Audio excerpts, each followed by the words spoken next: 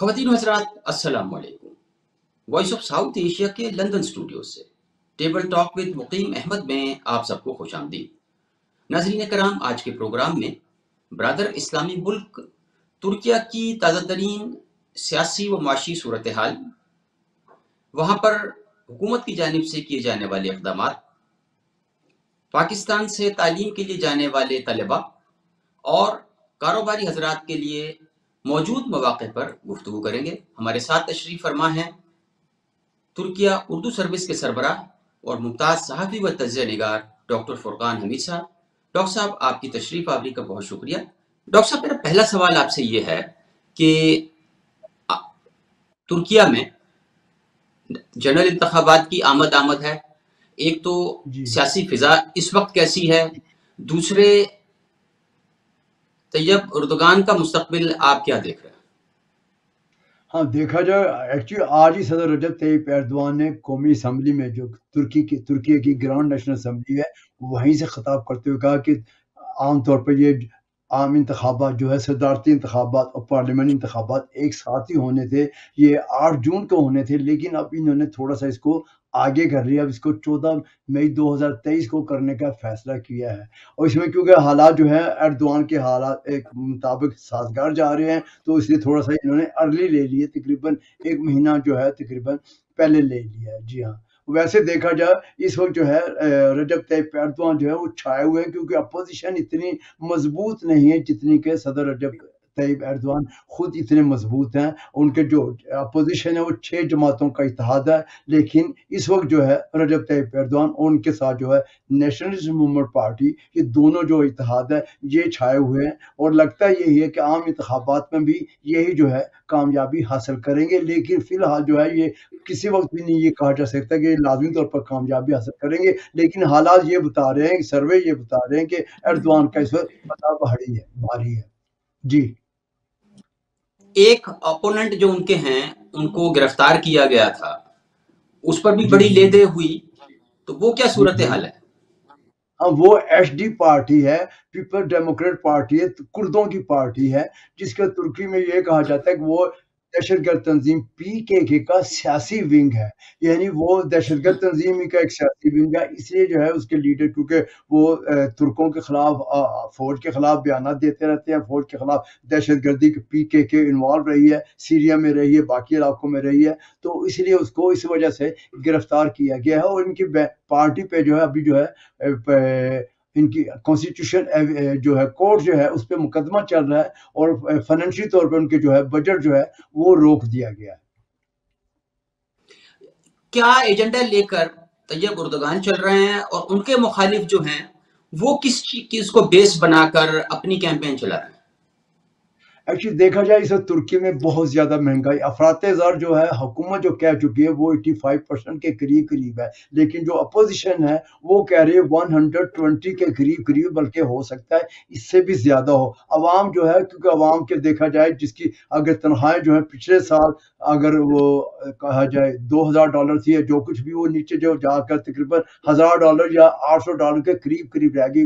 Dollar जो है मुसलसल ऊपर जा रहा था, जिसकी वजह से इन्होंने डॉलर को अभी रोका भी हुआ, लेकिन ये टेम्परेरी तौर पर रुका हुआ है। अब मजीद कितने तक ये कब तक ये रोकते हैं ये हालात ही बताएंगे। लेकिन अपोजिशन जो कह रही है कि अवाम जो है इस वक्त बड़ी महंगाई का सामना करना पड़ रहा है उनको, तो इसलिए जो है महंगाई आके खत्म करेंगे। ये डॉलर जो है, डॉलर की जो मुसलसल नीचे गिरावट हो रही है डॉलर टर्किश लीरे की, उसको भी हम बेहतर करेंगे ताकि इसका कोई परमानेंट इलाज किया जा सके। अब सदर एर्दोआन जो है इसका परमानेंट इलाज नहीं कर रही है, टेम्पररी तौर पर कोई दवाई देते हैं, लेकिन उसके बाद फिर हालात जो है उनके काबू में नहीं रहते। जी डॉक्टर साहब, इनकी जो मुआशी पॉलिसीज हैं वो इतनी अच्छी नहीं रही इस टेन्योर में। इन्होंने अपने वजीर खजाना जो इनके दामाद थे उनको सैक भी किया, और जी सारी जी दुनिया में उनकी अपोजिशन यही कह रही है कि इनकी मुआशी पॉलिसियां सक्सेसफुल नहीं रही। तो ये उनके लिए आइंदा इलेक्शन में एक चैलेंज साबित हो सकता है।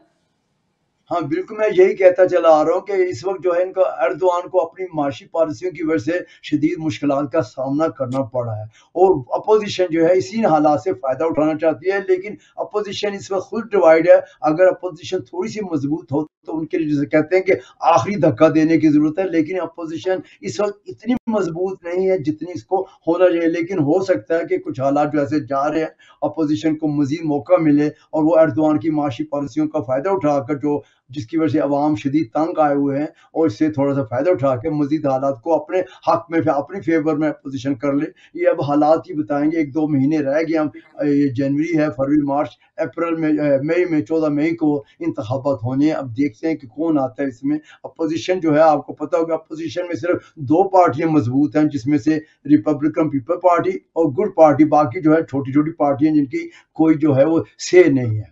جی تو بنیادی طور پہ آپ یہ کہہ رہے ہیں کہ طیب اردوغان کو کوئی کسی بڑے اوپوننٹ کا سامنا نہیں ہے یا کوئی ہیوی ویٹ ان کے سامنے نہیں ہے. Am I right, sir? ہاں بالکل صحیح کہہ رہے ہیں. ایکچولی دیکھا جائے ایردوان جو ہے اس وقت لکی ہے، اس وقت بڑا اس کو خوش قسمت. یہی وجہ ہے کہ اس کے مقابلے کا کوئی جو ہے وہ لیڈر سامنے نہیں ہے. جب تک کوئی لیڈر سامنے نہیں آئے گا ایردوان کو یہ والی اپوزیشن جو ہے وہ ہراتے ہوئے نظر نہیں آ رہی ہے. ہو سکتا ہے کوئی سرپرائز مل جائے کیونکہ اپوزیشن نے ابھی تک اپنے کسی صدارتی امیدوار کا نام ظاہر نہیں کیا ہے. وہ کہتے ہیں کہ ہم سرپرائز بھی دے سکتے ہیں. اگر یہ سرپرائز مل گیا، جیسے عبداللہ گل ہے جو پرانے صدر ہیں اور ایردوان کے ساتھی بھی رہ چکے ہیں، یہ کئی اور ساتھی ہیں، اگر اس طرح کے سرپرائز آ گئے تو ہو سکتا ہے کہ ایردوان کا مقابلہ کیا جا سکے. لیکن اگر موجودہ جو لیڈر ہیں اپوزیشن کے، ان میں سے کوئی بھی اتنے قابل نہیں، اتنا وہ پاور والا نہیں ہے کہ وہ ایردوان کا مقابلہ کر سکے. جی اچھا، یہ تو ہو گیا یعنی آئندہ انتخابات کا مرحلہ. لیکن یہ جو جی روس یوکرین کی جنگ ہے، اس میں اردوغان کا رول بڑا پازیٹیو رہا کہ دنیا بھر کو اناج کی قلت کا سامنا تھا. انہوں نے نیگوشیٹ کیا، ویٹ کے اور گندم کے بحری جہاز چل پڑے اور وہ افریقہ اور لاطینی ممالک، امریکی جو ممالک ہیں وہاں تک وہ پہنچا، جس کو بڑا اپریشیٹ کیا گیا. اس کے بعد بالکل انہوں نے یہ جو نیٹو کی ممبرشپ ہے سویڈن اور فن لینڈ کی، اس پر اپنا زور دکھایا اور نیٹو کو گھٹنے ٹیکنے پر مجبور کر دیا کہ ابھی تک یوکرین کی ممبرشپ جو ہے وہ آخری مرحلے میں داخل نہیں ہو سکی ہے، اور اب وہ کچھ فائٹر پلینز لینے دینے کی بات ہو رہی ہے. ذرا اس پر کچھ روشنی ڈالیے گا. ہاں جی، دیکھا جائے، اگر آپ دیکھا جائے اس وقت جو سیاسی لیڈروں میں دنیا میں سیاسی لیڈر ہیں جن کا نام کہا جا سکتا ہے کہ وہ ایز اے ثالثی کے طور پر کردار ادا کر رہے ہیں، وہ صرف رجب طیب ایردوان ہی. باقی کوئی بھی ایسا لیڈر دنیا میں موجود نہیں ہے جس کے روس کے ساتھ بھی بڑے گہرے تعلقات ہوں، پوتین کے ساتھ بڑے گہرے قریبی تعلقات ہیں. ہر مہینے جو ہے صدر ایردوان وہاں روس جاتے ہیں، یا پوتین جو ہے وہ ترکی آتے ہیں. اسی طرح جو ہے ان کے یوکرین کے ساتھ بھی بڑے گہرے تعلقات ہیں، زیلنسکی کے ساتھ بھی بڑے مراسم میں قریبی تعلقات ہیں. اور آپ کو پتہ ہوگا کہ ترکی نے سب سے زیادہ اگر جو ڈرونز بیچے ہیں وہ یوکرین ہی کو بیچے ہیں، اور یوکرین کے ڈرون نے جو ہے وہ رشیا کو کافی نقصان پہنچایا. رشیا کو اس بات کا پتہ بھی ہے، لیکن اس کے باوجود جو ہے رشیا اور ترکی اور یوکرین، ترکی دونوں ممالک کے ساتھ، ترکی دونوں ممالک کے ساتھ بڑے قریبی تعاون اور اپنا فائدہ بھی اٹھا رہا ہے. ترکی جو ہے دیکھا جائے روس کے جتنے بھی ٹورسٹ آ رہے ہیں وہ بڑی تعداد میں ابھی سردیوں میں بھی آ رہے ہیں، گرمیوں میں تو آتے ہی آتے ہیں، سردیوں میں بھی آ رہے ہیں، اور یوکرین کے ٹورسٹ بھی آ رہے ہیں. یہ ترکی جو ہے دونوں طرف سے فائدہ اٹھا رہا ہے. کوئی ایسا ملک نہیں ہے اس وقت جو دونوں ممالک سے فائدہ اٹھا رہا ہو، ان کے ساتھ مذاکرات کر رہا ہو. اور آپ نے دیکھا ہوگا کہ پاکستان نے اسی وجہ سے، پاکستان کی پارلیمنٹ نے اسی وجہ سے صدر ایردوان کا جو نام جو ہے نوبل امن ایوارڈ کے لیے بھی وہ پیش کیا. اب دیکھیں وہ نوبل امن ایوارڈ ملتا ہے یا نہیں، لیکن صدر ایردوان کے اس کردار کو کوئی بھی فراموش نہیں کر سکتا. طیب اردوغان پر یہ الزام لگایا جاتا ہے کہ انہوں نے اپوزیشن کو کرش کیا اور جو ان کے خلاف کو ہوا تھا اس کا انہوں نے بینیفٹ لیتے ہوئے اپنا کوئی مخالف جو ہے باہر نہیں چھوڑا. How true is that? یہ بالکل صحیح کہہ رہے ہیں آپ. یہ اس لیے میں کہہ رہا ہوں، دیکھیں ترکی میں حالات جو ہے اگر ایردوان سے پہلے کے دیکھا جائے تو فوج، جیسے پاکستان میں فوج ہے مکمل ہر چیز ان کے ہاتھ میں ہوتی ہے، گرفت میں ہوتی ہے. ترکی میں بھی یہی حال تھا کہ ترکی میں فوج ہر طرف چھائی ہوئی تھی. یہاں تک کہ اگر آپ کوئی کالم اخبار میں لکھتے ہیں پہلے وہ فوج کی نظر سے گزرتا تھا، سینسر ہوتا تھا، اور اس کے بعد وہ شائع ہوتا تھا. یہ پاکستان کی طرح ہی تھا. لیکن ایردوان جب یہ کو ہوا تھا 2016 میں، ایردوان نے فوج کو، جسے کہتے ہیں کہ کرش کر کے رکھ دیا، فوج کو اپنی گرفت میں لے لیا. اس وقت کے بعد سے فوج جو ہے کوئی آواز نہیں اٹھا سکتی. فوج مکمل طور پر ایردوان کے کنٹرول میں ہے، جس کا فائدہ جو ہے وہ ایردوان اٹھا رہے ہیں، اور اسی وجہ سے جو ہے جو کچھ کرنا چاہتے ہیں، جسے آپ کہتے ہیں عام طور پہ لوگ ان کو ڈکٹیٹر بھی کہہ رہے ہیں، لیکن میں ڈکٹیٹر نہیں کہوں گا، لیکن جو کچھ بھی ہے کہ ان کو ایک لحاظ سے جو ہے پوری طرح مطلق العنان حکمران کی طرح ہر طرح سے ان کو جو ہے گرفت حاصل ہے اور اختیارات حاصل ہیں، جس کا یہ فائدہ اٹھا رہے ہیں، اور ان انتخابات میں بھی یہ فائدہ اٹھائیں گے، نظر آ رہا ہے. جی اچھا، شام میں، کردستان میں اور جی یونان کے ساتھ، مطلب وہ ہر مسئلے میں ترکی نظر آتا ہے، اردوان کی حکومت کا رول نظر آتا ہے، اور فوج کی ایگریشن بھی نظر آتی ہے. اس پالیسی کو ترکیہ کے شہری کیسے دیکھ رہے ہیں؟ دیکھا، ایردوان نے جو ہے شام کے بارے میں جو پالیسی اپنا رکھی تھی، اب وہ اپنی اس پالیسی سے، جیسے ہمارے ہاں عمران خان یو ٹرن لیتے رہے، یہ پہلی دفعہ ہوا کہ ترکی کے صدر رجب طیب ایردوان نے شام کی پالیسی کے بارے میں یو ٹرن لینا شروع کر دیا ہے. اور اس آپ نے دیکھا ہوگا کہ اعلیٰ جو ان کے وزیر دفاع ہیں، وزیر خارجہ ہے، اب ان کے ساتھ مذاکرات کا سلسلہ بھی شروع ہو گیا. ڈائریکٹ جو ہے وہ رشیا کے تھرو جو ہے سہ افریقی مذاکرات شروع ہو گئے ہیں، اور کسی وقت بھی صدر حافظ بشار الاسد کے ساتھ صدر ایردوان کے اور پوتین کے سہ افریقی مذاکرات کسی وقت بھی شروع ہو سکتے ہیں. یہ اب دیکھا جائے کہ اس کی ترکیہ کی پالیسی میں جو ہے، خارجہ پالیسی میں اس لحاظ سے کافی چینج آیا ہے. جی ہاں. اور یونان کے معاملے میں اسرائیل بتاتا چلو، یونان کے ساتھ ہمیشہ ترکی کے تعلقات کبھی بھی جو ہے وہ اتنے اعلیٰ پائے گئے کبھی بھی نہیں رہے، لیکن موجودہ حالات میں اس کو تھوڑا سا نیگیٹو دیکھا جائے، کیونکہ اردوان جو ہے نیٹو پر بھی چھایا ہوا، جیسے ابھی آپ نے پہلے بھی کہا تھا کہ نیٹو میں فن لینڈ اور جو سویڈن جو ہے ان کو رکنیت نہیں مل رہی، کیونکہ ٹرکی وہاں پر پوری طرح گرفت حاصل کیے ہوئے ہے. ترکی اس وقت موقع سے فائدہ اٹھانا چاہتا ہے، کیونکہ سویڈن اور جو ہے فن لینڈ جو ہے وہ آپ نے دیکھا ہوگا کہ ترکی کی دہشت گرد تنظیم جو ہے PKK اس کی حمایت کرتے چلے آ رہے ہیں، اس کی پشپنائی کرتے چلے آ رہے ہیں، اور وہاں پہ جلسے جلوس جو ہے دہشت گرد تنظیم PKK بڑے آرام سے نکاس کرتی ہے، بڑے جب موقع ملتا ہے ان کو، اور ترکی کے صدر کے پتلے بھی جلاتی ہے. اسی وجہ سے انہوں نے کہا کہ جب تک آپ اس دہشت گردی پر قابو نہیں پائیں گے، ہم آپ کو نیٹو کی رکنیت میں کسی طریقے سے بھی آپ کی حمایت نہیں کریں گے. اور یہ شام کا، اور اس طرح شام کے معاملے میں پالیسی کی ہے. اور یونان کے ساتھ جو ہے تھرو آؤٹ کبھی بھی ان کے اچھے تعلقات نہیں رہے. ہاں، اسرائیل کا جہاں تک تعلق ہے، اسرائیل کے ساتھ بھی انہوں نے یو ٹرن لیا ہے. اسرائیل کے ساتھ دیکھا ہوگا آپ نے، آج سے 10 سال 15 سال پہلے جو وہ جہاز کا واقعہ پیش آیا تھا، بحری جہاز کا، اس کے بعد سے ترکی کے تعلقات اسرائیل کے ساتھ بڑے خراب ہوتے چلے گئے تھے. انہوں نے اپنا سفیر بھی واپس بلا لیا تھا، اسرائیل نے بھی بلا لیا تھا. لیکن اب جیسے سعودی عرب کے ساتھ ان کے تعلقات خراب تھے، سعودی عرب کے ساتھ بھی بہتر کر لیے، UAE کے ساتھ خراب تھے، اس کے ساتھ بھی بہتر کر لیے. اسی طرح انہوں نے اب جو ہے اسرائیل کے ساتھ بھی تعلقات جو ہے سفیروں کی سطح پر لے گئے. اسرائیل کے سفیر ترکی آ چکے ہیں، اور ترکی کے سفیر جو ہے انہوں نے اپنا کام جو ہے اسرائیل میں شروع کر دیا. جی یہاں وقت ہوا ایک بریک کا. سوالات کا سلسلہ بریک کے بعد آگے بڑھائیں گے.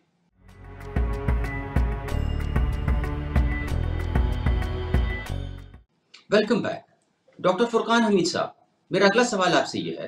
ڈاکٹر صاحب، آپ فرما رہے ہیں کہ ٹورزم اپنے عروج پر ہے ترکیہ میں، اسلحہ بھی بک رہا ہے، تو یہ معاشی گراوٹ کیوں ہے؟ سمجھ میں آنے والی بات ہے کوئی؟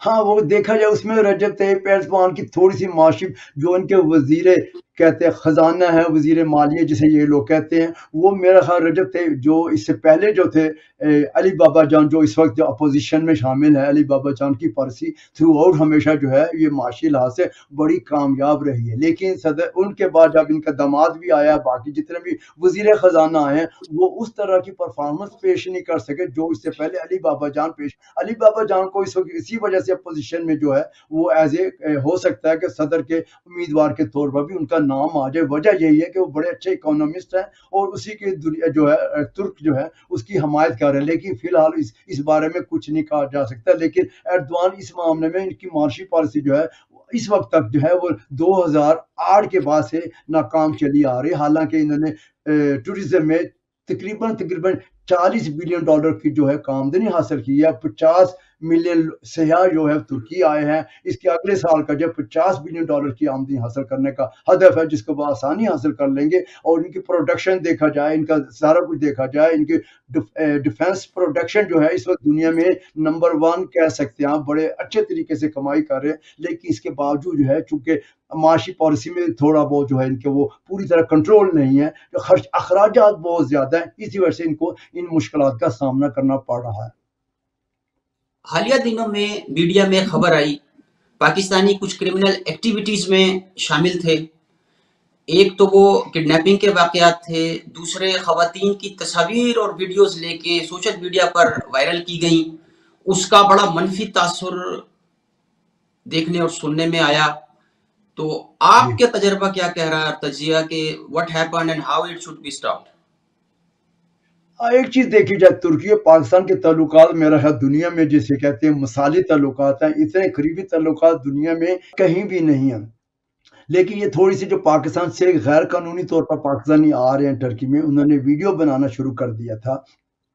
उसकी वजह से उस वीडियो को काफी लोगों ने जो है उसको नापसंद किया, तुर्कों ने नापसंद किया। लेकिन उसके पीछे भी देखा जाए एक ग्रुप जो था, इंडिया का ग्रुप इन्वॉल्व था, क्योंकि इंडिया किसी सूरत में नहीं चाहता कि तुर्की और पाकिस्तान के ताल्लुकात जो है वो मजीद फरोग पाते रहे। इन ताल्लुकात क्योंकि बाकी दुनिया के साथ पाकिस्तान के इतने गहरे ताल्लुकात नहीं है, लेकिन तुर्की बैन अवी प्लेटफॉर्म पर हमेशा पाकिस्तान का साथ देता है। इसलिए इस तल्लुकात को खराब करने की वजह से इंडिया के ग्रुप ने जो है वीडियो के लिहाज से बड़ा जो कुछ पैसा दे के, ये इनके वजीर दाखिला ने भी बयान देते हुए कहा था कि इसमें पाकिस्तानी इन्वॉल्व नहीं है, पाकिस्तानी वहाँ उनके आलाकार जरूर बने हैं, ये मैं आपको बता दूं, लेकिन इसमें इंडिया ग्रुप जो है वो शामिल था। उन्होंने इस तल्लुकात को नुकसान पहुंचाने की वजह से ये किया है, और अब जो है ये सिलसिला जो है रुक गया है, क्योंकि इस पे काबू पा लिया गया है। डॉक्टर साहब, पाकिस्तान से जो नौजवान आला तालीम हासिल करने के लिए तुर्किया आना चाहते हैं, उनके लिए क्या अपॉर्चुनिटीज हैं? देखिए, तुर्की ने पाकिस्तान के लिए पूरी तरह दरवाजे खोल दिए हैं। आप किसी यूनिवर्सिटी में दाखिला लेना चाहते हैं तो आप मेरिट के लिहाज से अप्लाई कर सकते हैं। यूरोप के लिहाज से बड़ा सस्ता मुल्क है। डॉलर का जब देखते हैं, बाकी डॉलर से आप पाकिस्तान से डॉलर लेके जाएं यूरोप में या किसी और मुल्क में, रहना बड़ा मुश्किल हो जाता है। लेकिन तुर्की इस लिहाज से अच्छा मुल्क है कि यहाँ एक तो आपको हलाल खाने मिलते हैं, तुर्क जो है पाकिस्तानी को पसंद करते हैं, और तुर्की की यूनिवर्सिटियों में पाकिस्तानियों के लिए दरवाजे खुले हैं, आप उसके मेरिट पे आए। और अभी जो है 10 जनवरी से 10 फरवरी तक इन्होंने स्कॉलरशिप जो है तुर्की बुर्सलारी इन्होंने शुरू किया है, जिसके लिए हर एक अप्लाई कर सकता है। मुख्तलिफ यूनिवर्सिटियों के लिए आपको उसमें रहने सहने खाने पीने और पाकिस्तान से आने और जाने का टिकट जो है ये भी देते हैं। बाकी यहाँ किताबों का ये इतना मेरा हर किसी और मुल्क को इतनी एडवांटेज हासिल नहीं है जितना यहाँ पे पाकिस्तानियों को हासिल है। लेकिन यहाँ पर मैं ये जरूर कहूंगा कि पाकिस्तानियों को अपने मेरिट पे आना चाहिए, जो उसमें गड़बड़ नहीं करनी चाहिए, और गड़बड़ अगर करेंगे आइंदा के लिए मुश्किलात खड़ी हो सकती हैं। इसलिए मेरिट में जो भी पाकिस्तानी स्टूडेंट्स हैं, क्योंकि पाकिस्तानी स्टूडेंट्स मैं एक लिहाज से बता दूं, पाकिस्तानी स्टूडेंट जो है अपने जहानत के लिहाज से तुर्कों से बहुत बेहतर है, अपनी इंग्लिश के लिहाज से तुर्कों से बहुत बेहतर, बाकी दुनिया के ममालिक के लिहाज से तुर्कों से दुनिया से बहुत बेहतर है। इसलिए मैं कह रहा हूँ कि इनको एडवांटेज है, ये मौका है, इस मौके से फायदा उठाएं और यहाँ अप्लाई कर सके। लेकिन किसी किस्म की गलत सरगर्मियों में इन्वॉल्व ना हो, क्योंकि कई स्टूडेंट्स ने ये किया जिनको वापस डिपोर्ट कर दिया गया। जी डॉक्टर साहब, पाकिस्तानी बिजनेसमैन के लिए क्या स्कोप है तुर्किया में, और कौन सी ऐसी चीजें हैं या इंडस्ट्री है कि जिसमें आपकी नजर में ताउन हो सकता है या बढ़ाया जा सकता है? हाँ, देखें, तुर्की जो है डिफेंस प्रोडक्शन में पाकिस्तान के साथ था। मेरे हिसाब से अगर देखा जाए डिफेंस प्रोडक्शन में, ड्रोन्स में, और इसमें बहुत कुछ डिफेंस इंडस्ट्री में बहुत तावन किया जा रहा है। एक और फील्ड जो है जो पाकिस्तान तुर्की से सीख सकता है, वो ये टूरिज्म का वो है। टूरिज्म में तुर्की बहुत आगे है। टूरिज्म में तुर्की पाकिस्तान को बहुत कुछ दे सकता है, सिखा सकता है। इससे फायदा उठाने की जरूरत है।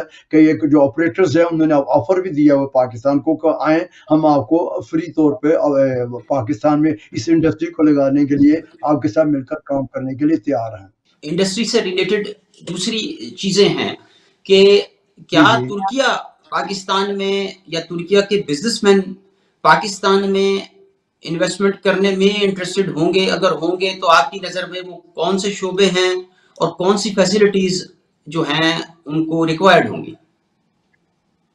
देखिए इलेक्ट्रॉनिक के शोबे में तुर्की बहुत आगे निकल चुका है। आपने देखा होगा इंग्लैंड में जो तकरीबन अब इलेक्ट्रॉनिक जो जा रहा है वो तुर्की ही से जा रहा है, और तुर्की को जो है अफराधी कुव्वत, सस्ती अफराधी कुव्वत चाहिए। और फिर ये पाकिस्तान के साथ जॉइंट वेंचर करके पाकिस्तान में इसका वो लगाया जा सकता है, या टर्की में लगाया जा सकता है, इसमें जॉइंट वेंचर हो सकता है बड़े उनके खासतौर पर ऑटोमोबाइल में भी टर्की बहुत आगे, तुर्की बहुत आगे निकल चुका है। इस सिलसिले में आपको पहले बता चुका हूँ, टूरिज्म में है, डिफेंस इंडस्ट्री में है, ये रियल स्टेट में है, और इसमें जो आपको ये इलेक्ट्रॉनिक में और ऑटोमोबाइल में ये शोबे ऐसे हैं जो आगे बढ़ते ही जा रहे हैं। इनमें इम्प्रूवमेंट भी हो रही है और वक्त के साथ साथ ज़्यादा लोगों की ज़रूरत भी है। तो पाकिस्तानी जो है इसमें अगर इन्वेस्टमेंट करेंगे, और ख़ास तौर पर ये इसमें कंप्यूटर्स में सॉफ्ट इंजीनियरिंग में भी करेंगे, तो पाकिस्तान, क्योंकि पाकिस्तान के सॉफ्ट इंजीनियर जो है तुर्कों से बहुत बेहतर हैं, ज़्यादा उनको इंग्लिश के नॉलेज से ज़्यादा एडवांटेज हासिल है। इस सिलसिले में इन्वेस्टमेंट कर सकते हैं और आगे तुर्कों के साथ मिल के ज्वाइंट वेंचर करते हुए दोनों ममालिक जो है आगे बढ़ सकते हैं। जी, ये हालिया दिनों में एक स्कीम का बड़ा चर्चा रहा कि तुर्किया में अगर आप प्रॉपर्टी खरीदें तो आपको रेजिडेंसी दे रहे हैं।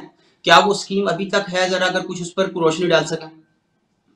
हाँ, ये स्कीम एक लिहाज से ज़रा मैं पाकिस्तानियों को इस बारे में इन्वॉल्व ये कहना भी चाहूँगा कि देखिए पहले $2.5 लाख में आप जो है वो आपको कहीं भी कोई इन्वेस्टमेंट करें, $2.5 लाख की इन्वेस्टमेंट करें, तो आपको फौरी तौर पर नेशनलिटी जो तुर्की की शहरियत जो है मिल जाती थी। अब इन्होंने वो जो है रकम जो बढ़ा दी है, $4 लाख के करीब कर दी है। $4 लाख आप पे करेंगे, इन्वेस्टमेंट करेंगे जैसे आपकी मर्जी है, तो आपको फौरी तौर पर नेशनलिटी मिल जाती है, तुर्की की शहरियत मिल जाती है। और अगर आप वैसे 5 साल रहते हैं तुर्की में, कोई कोई जुर्म ना किया हो, कुछ ना किया हो, तो फिर भी आपको 5 साल के अरसे के बाद जो है ऑटोमेटिकली शहरियत मिल जाती है। लेकिन सबसे आसान तरीका जो है, अगर आपके पास रकूम है, आपके पास डॉलर्स हैं, तो इस डॉलर से रकम से फ़ायदा उठाएं और $4 लाख पेश करते हुए, 4 लाख इन्वेस्ट करते हुए तुर्की की नेशनलिटी जो है वो ले सकते हैं।